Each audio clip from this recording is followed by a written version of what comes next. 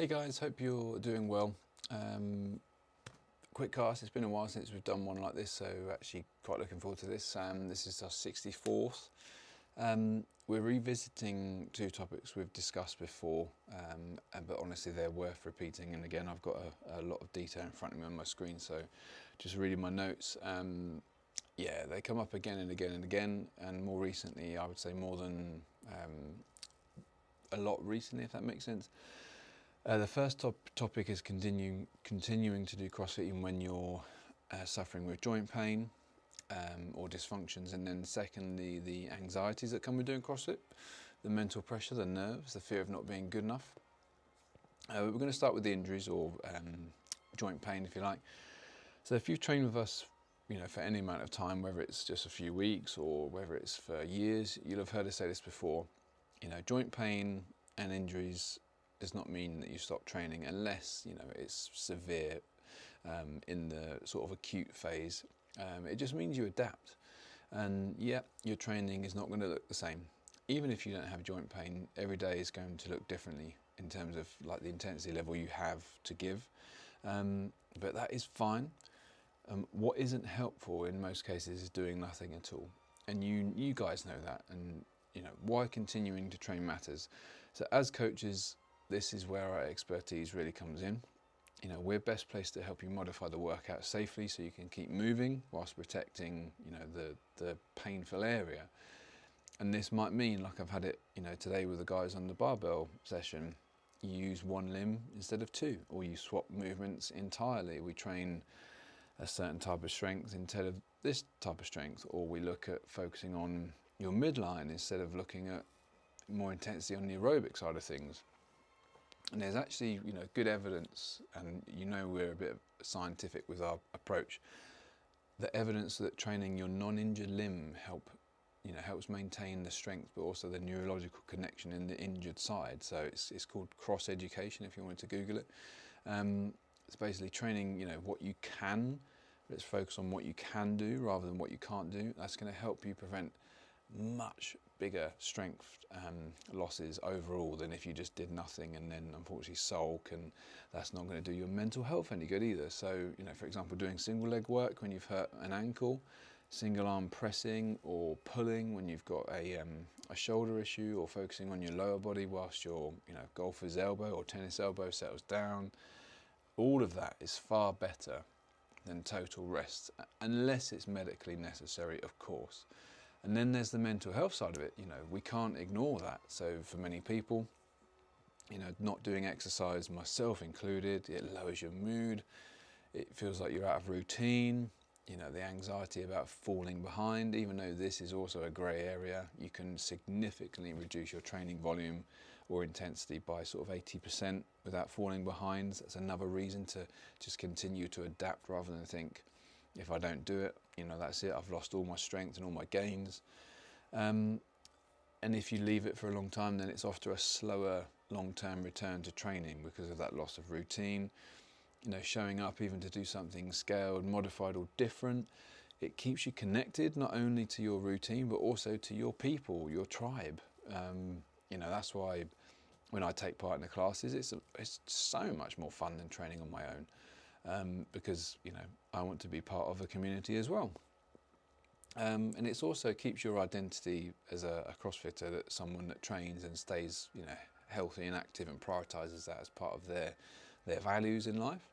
So the key takeaway, if you've got an injury or a joint pain, please reach out to us, because we have team development meetings every Tuesday, and we're going to actively put prescriptions in place for you. So if you can give us as much detail as possible, if you're suffering with the joint pain, then we will, as a team, discuss it, and then regardless of what the workout is, we will probably give you stuff to work on for your joint pain. Even if, say, your joint pain is in your elbow, running isn't going to cause an issue, we'll still probably give you something to work on for your elbow during a running based workout, because that we care about you guys. We want you to, no one likes joint pain, myself included, I know more than anybody. We want you to trust the modifications. We want you to focus on what you can do. Let's keep it positive. And remember, training differently is not training badly, because you're still training. So yeah, that's the first topic. The second topic is the anxiety of, I think, not just doing CrossFit, but the gym in general or exercise in general. The mental pressure. CrossFit is hard. Anyone can do it. We absolutely know anyone can do it. It's not for everyone because it asks you to step outside of your comfort zone, and sometimes that can be difficult in our modern world.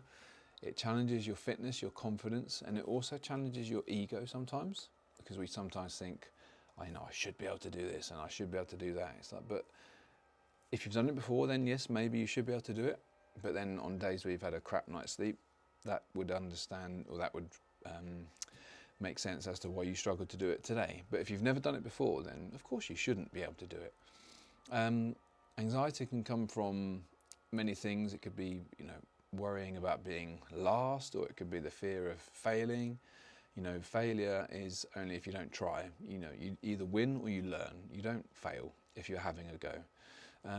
Comparing yourself to others, comparison, remember, is the thief of joy, or the pressure to lift or move in a certain way.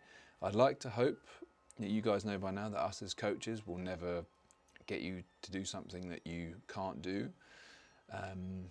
Hopefully you guys will know that we'll push you because we can see you have that potential, but then equally, if you're pushing too far the other way and you're going to hurt yourself, then we'll rein you in.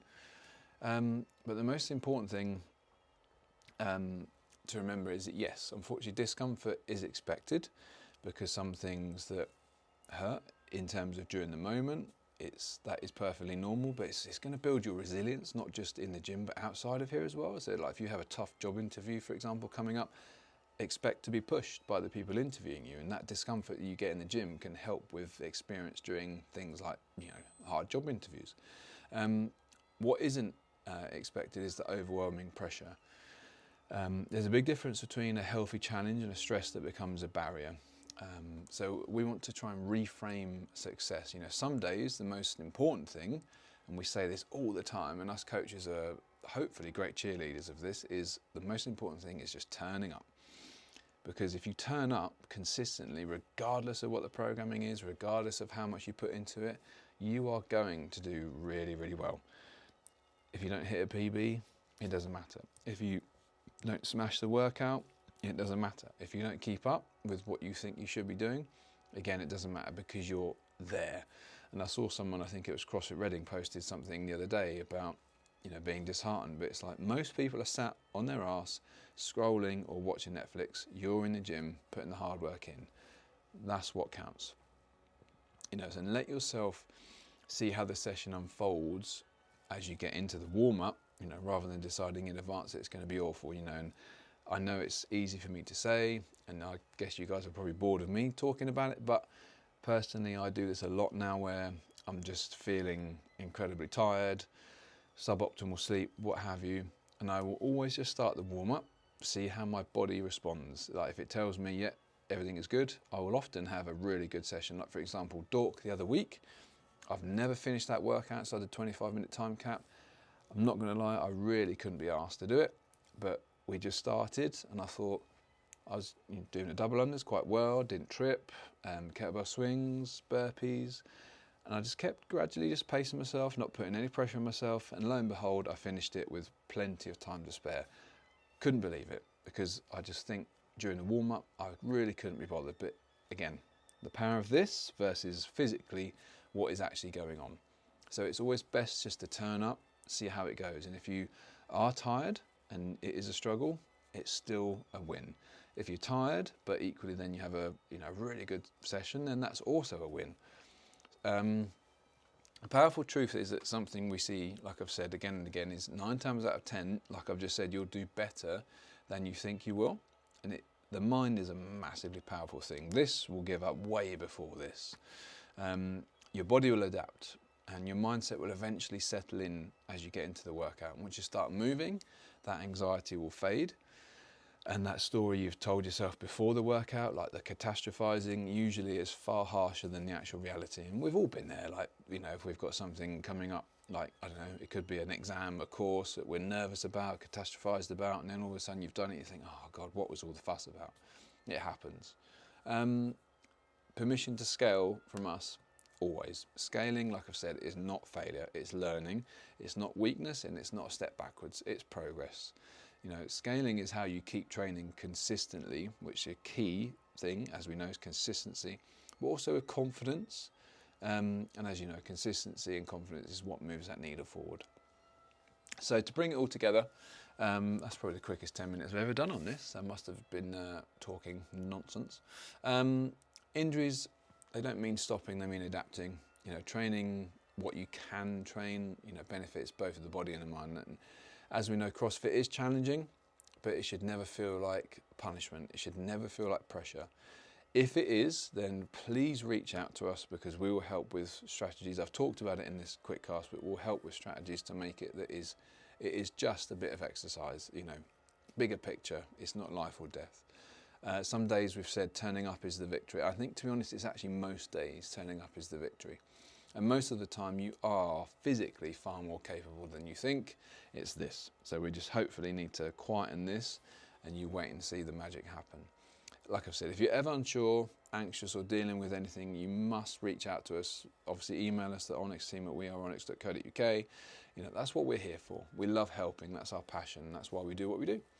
But yeah, thank you for listening. I've got baby girl face in the background. She slept through that whole thing, so how lucky am I? Happy Tuesday, folks. I will see you in the gym.